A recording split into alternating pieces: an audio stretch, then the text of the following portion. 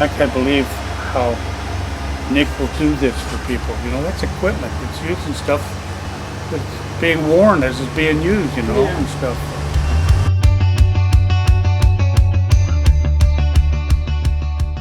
Some of the reasons that we started selling tractors was because we have two different things that happen in our area of Northern California. We have quite a few fires, fires like the Dixie Fire, the River Fire, the River Complex Fire, the Lobo Fire, you know, going all the way back to when I was a kid, 1988, we had the 49er Fire. And ever since then, every year, it seems like there's more and more and more. And one way to fight that a little bit of those fires is having a good piece of equipment like a tractor, so that you can create a defensible space to keep things clean and organized so that you'll have less fuel on the ground. So that's one of the reasons we got into selling tractors. The other is, in the area that we live, we get a lot of snow. But then sometimes we don't get any snow. But last year was one of those years where we had a snowmageddon type situation where things were shut down. I had friends locked into their homes basically for up to 2 weeks. And that's just locally here in Nevada County, California. So the tractors help a lot in pushing debris and snow out of the way and keeping things clear, keeping roads and driveways clear so that you can get out to help others or possibly get to work or whatever it is you may need to do.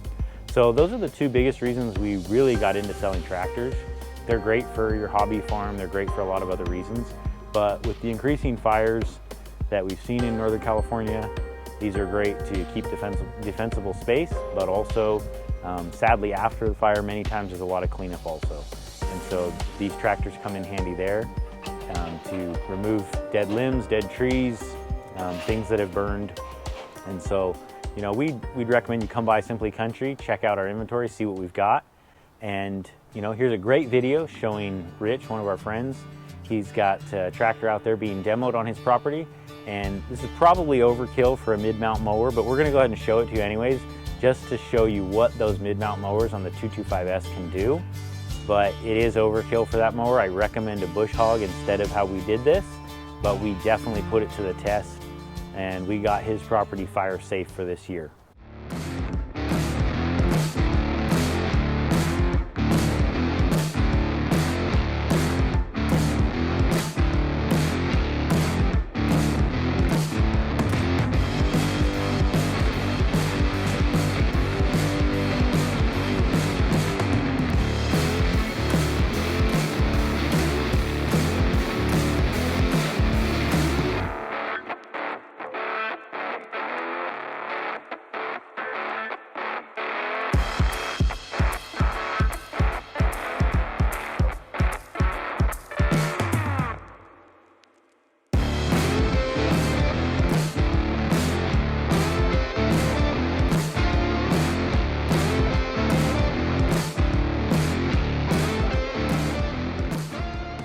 It's not a help, it's a lifesaver, you know. If I was younger, I would love to be doing this all by myself. And the day before Steve comes, my mower isn't working, or I'd be out there with him, you know. Hey, it was beautiful. It was so gorgeous here.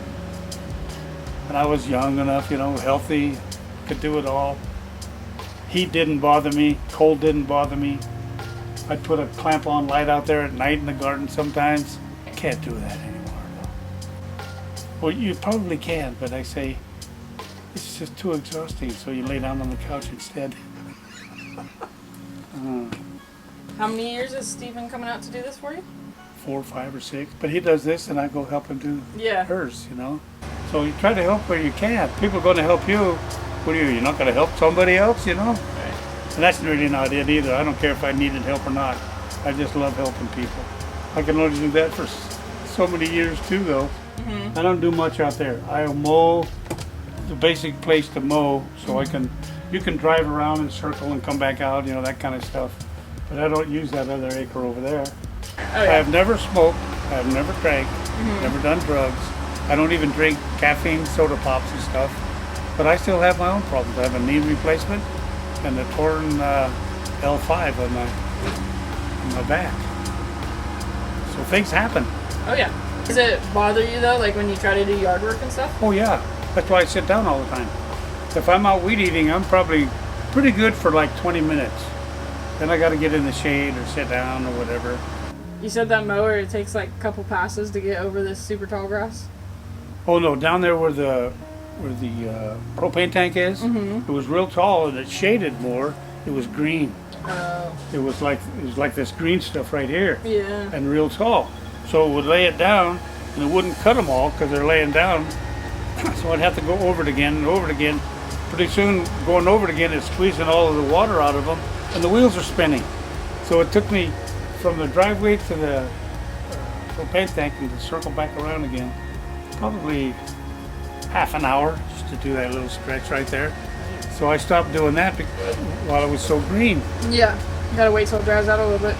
It's perfect now for mowing, but now Yeah. the mower's down. Oh, Steve said that we might put my mower on the back of this mower on the thing, Oh. and Nick will look at it. And if it needs to be fixed, he'll fix it, and I'll pay him. Oh, okay. Bless their hearts. So we got the mower back from Rich's, and thanks to Steve for going down and operating that for us. It did really great. Considering the height of that grass was, I'm going to say 5 feet. It could have been 6, I don't know, but I know it was at least 5 feet tall.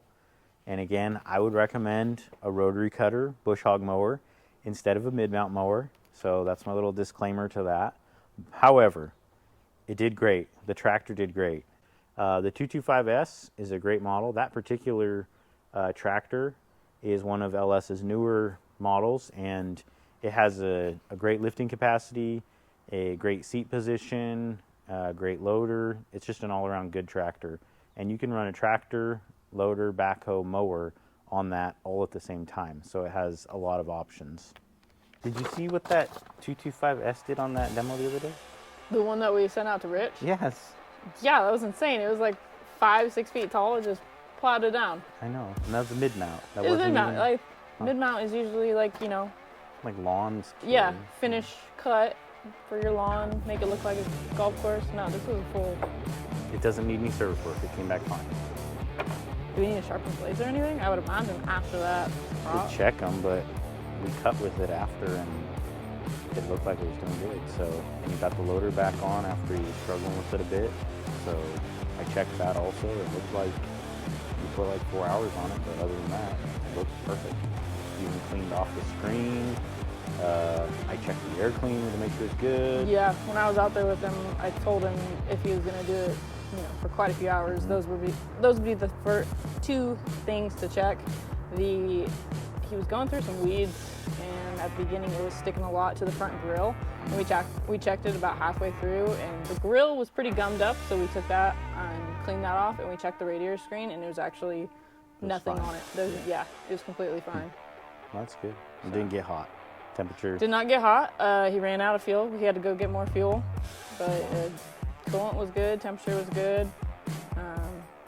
It mowed those 2 acres like a breeze. It's a good demo then. It shows what that tractor can do. I honestly did not expect that out of a mid-mount mower. I did, when they said they needed to do some trimming up to be ready for fire season, I was like, okay, it sounds good. And they said it was around a house, and they said it was up towards the propane tank. So I was like, okay, no problem. Let's borrow this one. It's one of our demos. This will be no problem. And then I saw the footage, and I was like, well, fire season's coming, so that's good they knocked it down. But I was not expecting 5 foot tall grass.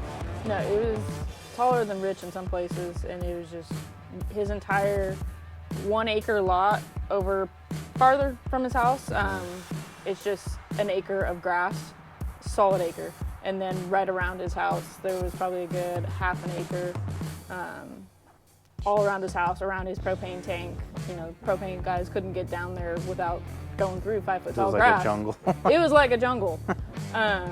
So that thing there was a lot of times Steve had to put it in 4-wheel drive and low, because just creep along because his property is on a pretty good incline, and he had to get in and out of a couple boats, a couple, you know, camper shells, stuff like that. But So you say it's fire ready, or at least oh, much yeah. closer to fire ready now. Much closer than it was. I mean, Rich was out there with his little, I don't know if it was electric or gas, but his little weed whacker, and it wasn't even making a dent. He was having to do it like 3 feet up, cut it, go down, cut it, and You know, the amount of time that it took Steve to do a 10-foot section, Just hours with the other way. yeah, it would have been hours for Rich. So, I mean, he's 81 years old.